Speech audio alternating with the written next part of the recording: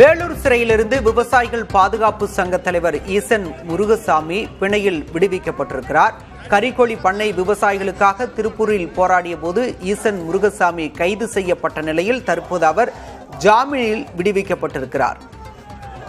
விவரங்களோடு செய்தியாளர் குமரவேல் இணைந்திருக்கிறார். குமரவேல், கூடுதல் விவரம். பாலா, தமிழகத்தில் உள்ள கறிக்கோழி உற்பத்தியாளர்களின் கோரிக்கையான தற்போது வழங்கப்படக்கூடிய கிலோவிற்கு 6 இருந்து 20 ரூபாயாக உயர்த்தி வழங்க வேண்டும் என கோரிக்கை பல ஆண்டுகளாக வைக்கப்பட்டு வருகிறது.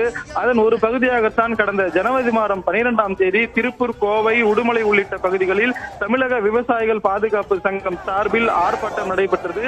அந்த ஆர்ப்பாட்டத்தின் போது தனியார் நிறுவனங்களின் பொருட்களை சேதப்படுத்தியதாகவும் அனுமதியின்றி ஆர்ப்பாட்டத்தில் ஈடுபட்டதாக விவசாயிகள் பாதுகாப்பு சங்க தலைவர் ஈசன் முருகசாமி உள்ளிட்ட 10 பேர் மீது 7 காவல் நிலையங்களில் வழக்கு பதிவு செய்யப்பட்டது.